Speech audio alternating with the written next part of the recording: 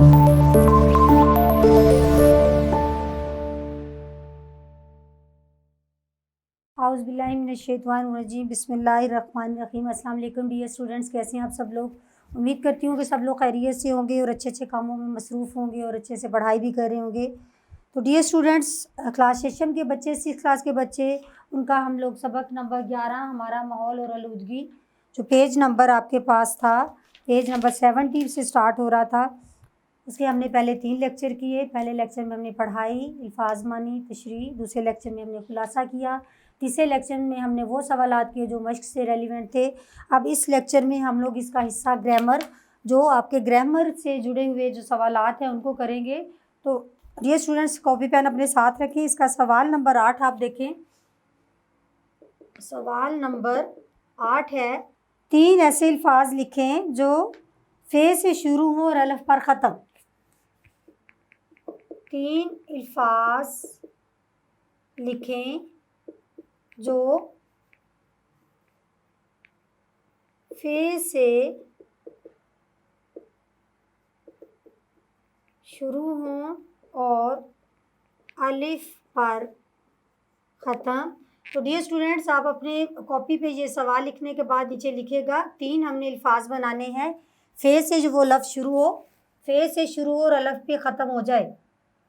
आप देखें फ़िदा, आगे है हमारे पास फ़िज़ा, फ़िदा, फ़िज़ा, फ़ुकरा। ये 3 अल्फाज हमने बनाने थे डियर स्टूडेंट्स। ये हमने क्या, ऐसे अल्फाज, छोटी छोटी एक्टिविटीज़ भी होती हैं, कुछ आपकी ज़हानत को परखने के लिए भी होता है। आप खुद से भी बनाएं कि किस सबक पर आपकी कितनी ग्रिप है। तो सवाल नंबर डियर स्टूडेंट्स हमारे पास 8 है।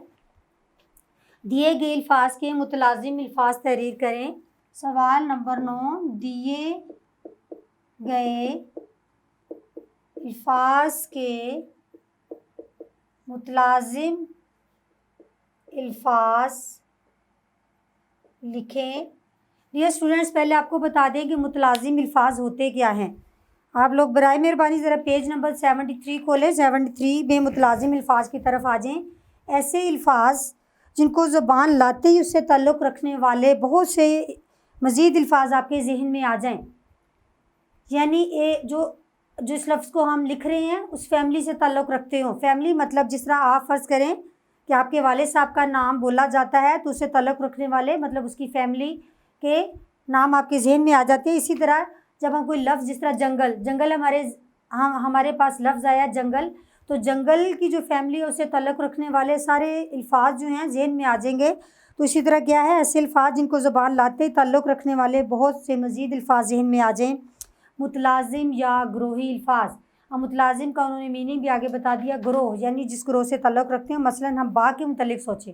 अब आपने बाग आपके ज़हन में आया है, उसकी फैमिली, बाग की फैमिली आपको धड़ाधड़ बोलने लग जाएंगे। दरख्त, पौधे, फूल, फल, परिंदे, तितलियाँ। आप देखिए कि उसके बाद और बहुत सारी चीज़ें हैं, कितने ज़हन में आ गई। ये तमाम मुतलाजिम अल्फाज हैं। मुतलाजिम अल्फाज को ग्रोही अल्फाज भी बोला जाता है। अब मैं इधर अल्फाज लिखूँगी, आगे इनके मुतलाजिम अल्फाज। ये हमारे पास आ गए अल्फाज, ये मुतलाजिम अल्फाज। अब पहला लफ्ज़ देख लें, हमारे पास आ गया हस्पताल। हस्पताल, हस्पताल आया तो ऑटोमेटिकली पहले सबसे पहले आ गया डॉक्टर, डॉक्टर के बाद मरीज़, मरीज़ के बाद दवा, फिर नर्स।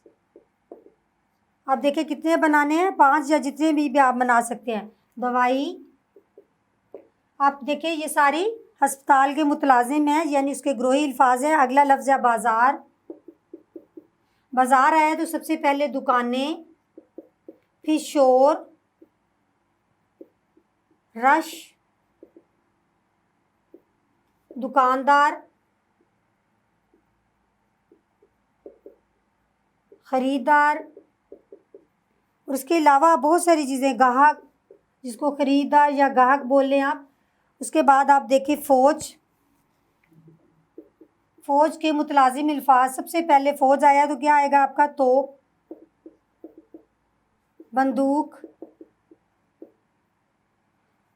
उसके बाद जंग,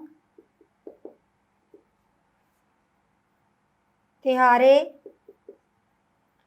फौज के बाद आगे लफ्ज़ आप देखें मस्जिद। मस्जिद में सबसे पहले मुअज्जन जो अज़ान देता है, नमाजी, फिर सफ़ें।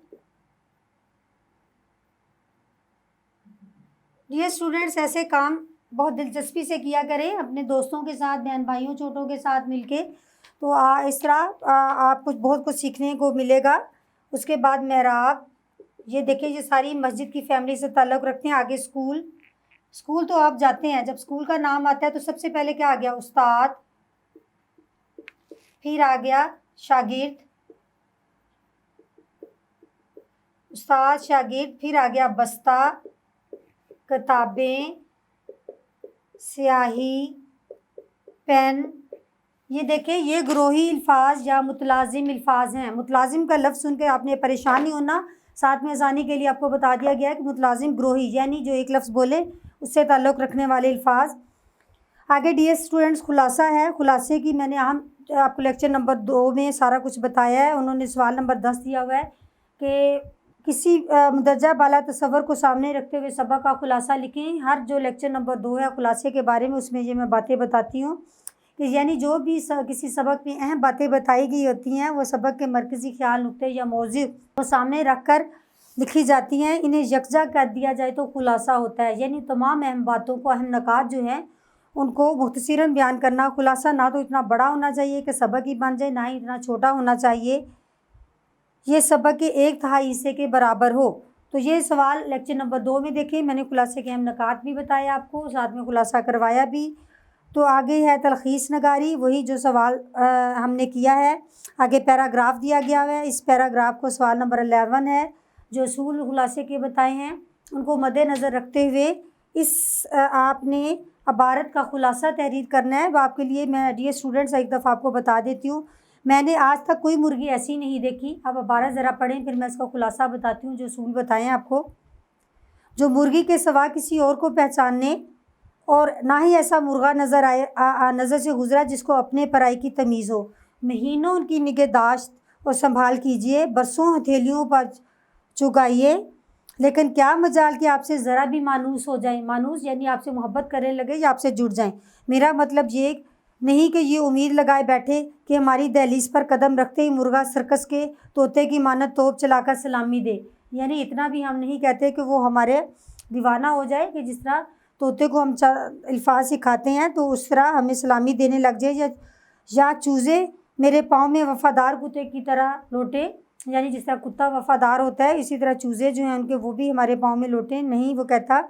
और मुर्गियाँ अपने अपने अंडे हमें सौंप कर उल्टे कदमों वापस चली जाती हैं, यानी उन्हें कोई सरोकार नहीं होता। ताहम पालतू जानवरों से ख्वाह व शरी हलाल ही क्यों ना हो, ये तवक्को नहीं की जाती कि हर चमकती चीज़ को छुरी समझकर बदकने लगे और महीनों की परवरिश बर्दाश्त के बावजूद महज अपनी जबली तअस्सुब की बिना पर हम मुसलमान को अपने खून का प्यासा समझे। तो मुख्तसरन आप देखें ये कितनी लाइनें हैं, जितनी भी लाइनें इनका 2 से 3 लाइनों में आपने मुख्तसरन बताना है क्या कि मुर्गी तो मुर्गे के सिवा और मुर्गा किसी को भी जान पहचान नहीं रखता। पालतू जानवर जिनकी हम लोग हिफाजत करते हैं वो बहुत वफ़ादार होते हैं, लेकिन ये सिवाय हमें अंडे सौंपने के भाग जाती हैं और हमें हमारी खिदमत को कभी भी वो सराहती नहीं है।